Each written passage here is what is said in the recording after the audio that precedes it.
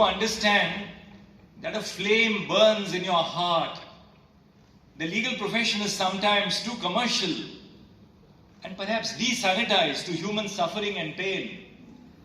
The grave danger which you will face in your life is when the flame within you is extinguished, and you will have to constantly do something to ensure that the flame keeps burning, and these flames today of the light which we lit this afternoon continue to burn.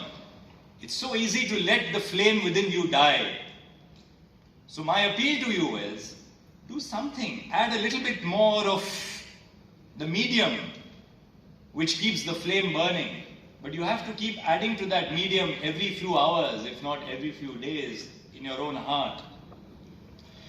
You will be hard-pressed to find a bigger melting pot of cultures than a university which has students from all over the country.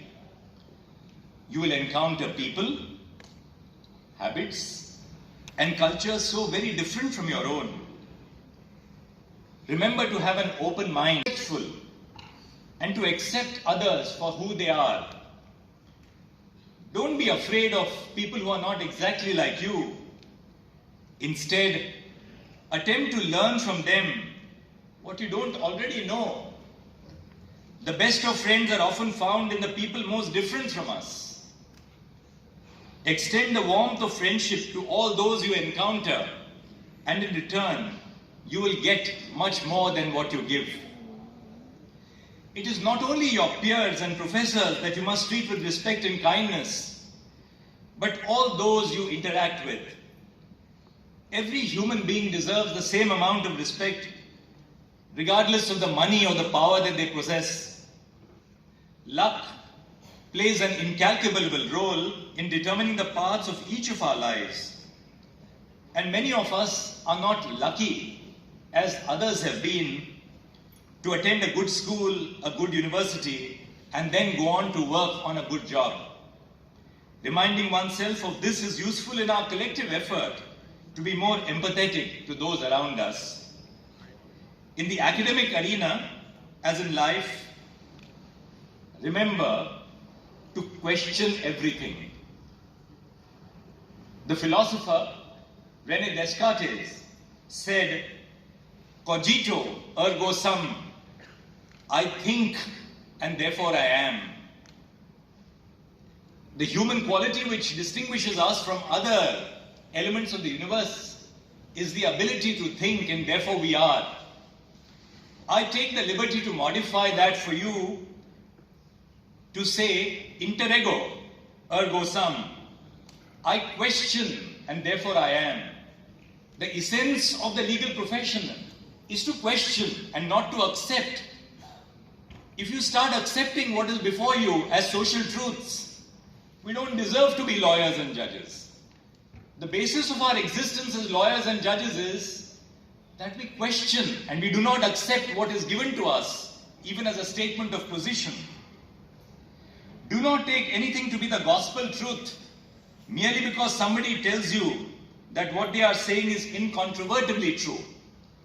Every day in your legal books you will realize that there are cases which challenge what was incontrovertibly true and led you to a path of a new truth, a new unraveling of the truth. It is likely that they are convinced of the truth of their own opinion, but that does not absolve or excuse you of your duty to scrutinize the ideas you come across and to take a reasoned stance.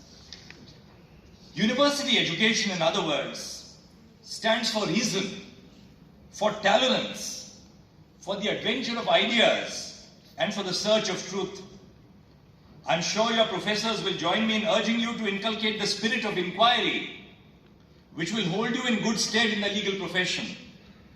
While questioning the world around you, do not forget to test your own opinions on the same anvil.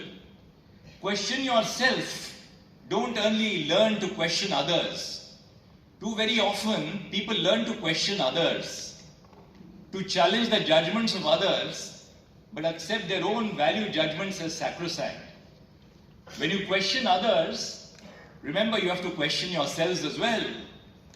And questioning your own self means that you must realize that you could be wrong on many more occasions that you imagined that you were. Examine and re-examine your own stance as you learn about the world around you. But the spirit of inquiry does not mean that you question everything. It also requires you to be insatiably curious.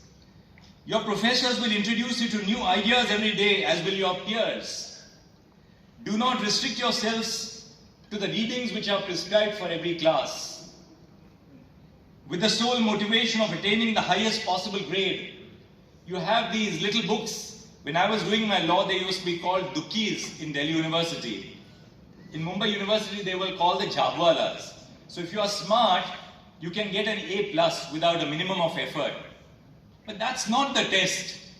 The test is not about how smart you are in getting the best grade with the least possible effort. There's something beyond that in learning the law.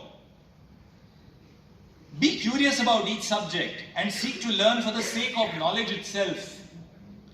There is no out-of-syllabus question when it comes to curiosity about the world around us.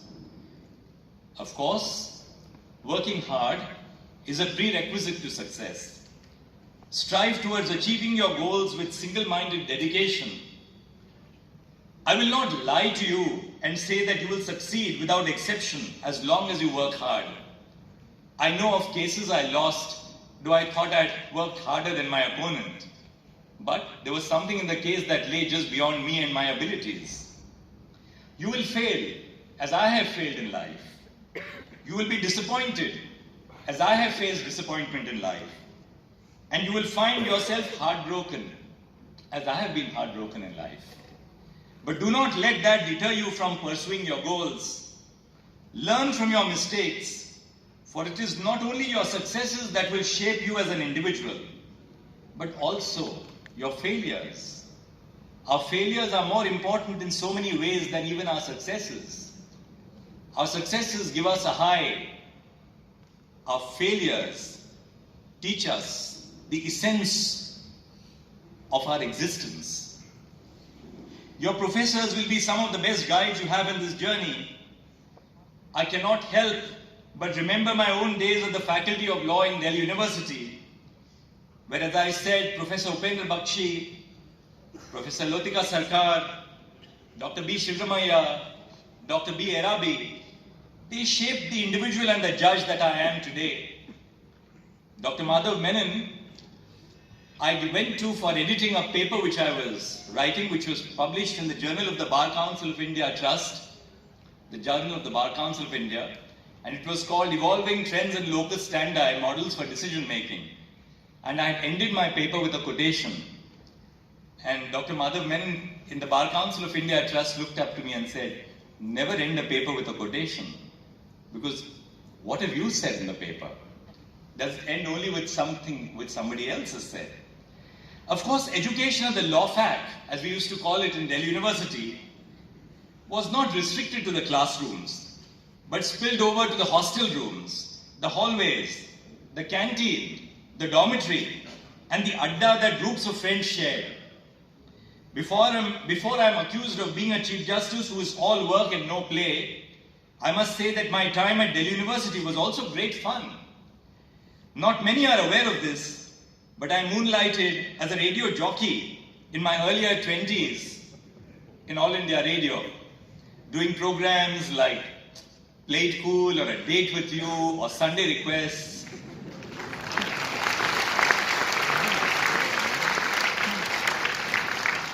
My love for music persists only even today. So after I'm done with the music of the lawyers, which is not always music to the ears, I go back and listen to music which is music to the ears every day of my life. I encourage each of you to have a hobby or participate in an activity which interests you outside of the law. Life is long, and you may not remember that you scored a grade of 90 instead of a 95, but you will regret missing out on your friend's or best friend's birthday party. Just as you are kind to others, to have an open mind, to inculcate the spirit of inquiry, to work hard, and to have fun. do remember to have fun. Take your work seriously, but don't take yourself seriously. That is a fairly long list of things for any 18-year-old to be doing, and you may doubt your ability to do it all. Here I will share a secret with you all. Well, it is not so much of a secret as an oft-forgotten truth. No one is born perfect.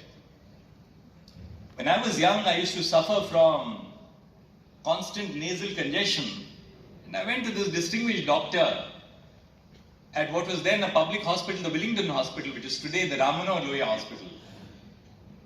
And he looked at me and said, "Son," he said, "God didn't make human beings with calipers." And that's something which has always stuck to me. God doesn't make human beings with calipers. So nobody is born perfect. Learn to love your imperfections, because your imperfections give you that human quality. If we were perfect, we would be robots. And we are not robots. We are human beings. The good news, however, is that we can get where we want to be by practicing the qualities which we seek to possess. We can practice being kind. We can practice the spirit of inquiry. We can practice the exercise of attempting to know ourselves. And we can also practice trying to be fun. I hope none of you needs to practice that. But if you do, what better place than the beautiful beaches of Goa? Finally, I urge each of you to remember that the law cannot be divorced from social change. Regardless of whether you are enrolled for a BA LLB program or a BBA LLB program, you must make it your mission to effect societal change. The law is a powerful tool in the hands of people, but even more so in the hands of lawyers who are familiar with the ins and outs of functioning. As lawyers, we appeared for the best, but we sometimes also appeared for not the very best, people who are in breach of the law. But every one of our appearances taught us something about what it is to be a human and why people behave as they do. If you can say that you have influenced the course of a single life for the better, or that you have touched a single soul, then you would have succeeded beyond measure. I hope I have not given you a mind-boggling set of ideas. I'm not sure I have followed all of them, but as you know, it's easier to preach than it is to practice.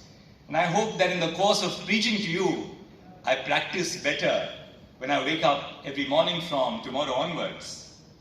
Once again, I offer my heartiest congratulations to everyone involved in establishing this university. I compliment the vision of the Bar Council of India Trust.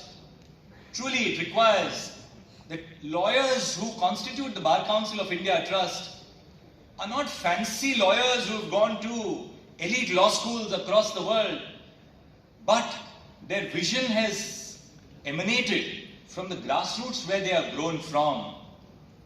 So you must understand that from the grassroots as you rise, you have the vision of the great forest, the great foliage that defines our national culture. Therefore, my great appreciation for the Bar Council of India Trust, headed by its able chairperson, the Bar Council of Maharashtra, Goa, the government of Goa, who have all collaborated together to produce what I hope will be a center of excellence. My sincere best wishes as you begin the first academic session of the first academic year. Good luck and Godspeed. Thank you.